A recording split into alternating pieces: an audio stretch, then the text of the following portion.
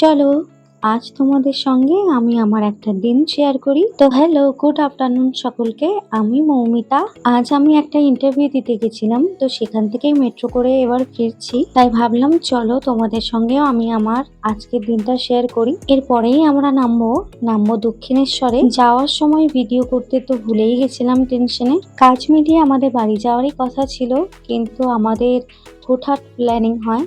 তো এখন আমরা ভাবছি যে শ্রীরামপুর যাব। পুজোর আগে শ্রীরামপুর যাব না, এটা তো হতেই পারে না। আর দেখো, যেমন ভাবা তেমন কাজ, চলে এসেছি শ্রীরামপুর। বেরিয়েছিলাম একদম সকাল 8টা সাড়ে 8টার সময় করে। আর দেখো, খুব খিদে পেয়ে গেছে, সারাদিন কিছু খাইনি। আর হঠাৎ দেখলাম এই রেস্টুরেন্টটা নতুন ওপেন হয়েছে, তাই এখানে চলে এসেছিলাম আর নিয়েছিলাম ভেজ থালি।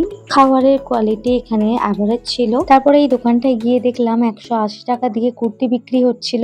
কুর্তি দেখার পর চলে গেছিলাম ব্লাউজ দেখতে, কিন্তু এই জায়গার ব্লাউজ গুলো আমার খুব একটা ভালো লাগে না, তাই চলে গেলাম এর ঠিক পাশেই একটা দোকানে। এখন ব্লাউজের দাম যে হারে বাড়ছে, আমি তো জাস্ট অবাক। এরপর থেকে মনে হয় শাড়ির থেকে ব্লাউজেরই দাম বেশি হয়ে যাবে।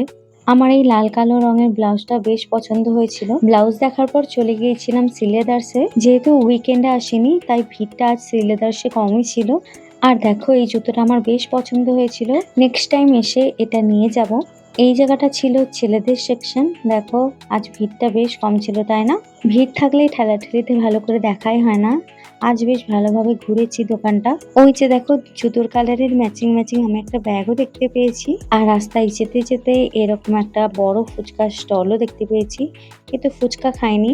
চলে এসেছি মোমোর দোকানে। এই বান্টি মোমো আমার খুবই ভালো লাগে, খুবই ফেভারিট। এই দোকানটায় আমি সেই কলেজ টাইম থেকে আসি। আর দেখো, এখানে আমি চিকেন মোমো নিয়ে নিয়েছিলাম। এই ঝাল ঝাল গরম গরম খাবার খেয়ে আর গরমের মধ্যে চলে এসেছিলাম এই মিষ্টির দোকানটায়। এই মিষ্টির দোকানে মিষ্টির থেকেও এই কুলফিটা সব থেকে ফেমাস শ্রীরামপুরের। তো চলে গেছিলাম কুলফি আইসক্রিম খেতে। কুলফি খেয়ে নিজেকে ঠান্ডা করে তারপর চলে গিয়েছিলাম এই জায়গাটায়। দেখলাম এখানে প্যান্ডেল শুরু হয়ে গেছে, আর মাত্র কয়েকটা দিন, তারপরেই মা আসছে। টুকটুক করে হাঁটতে হাঁটতে এই কানের দুল, তারপর আরো কয়েকটা জিনিসপত্র দেখতে দেখতে ধরলাম এবার বাড়ির পথ। আমার মিনি ব্লগটা তাই আমি এখানেই শেষ করছি। দেখা হবে আরো নতুন নতুন গল্প এবং ভিডিওর সঙ্গে। Bye bye.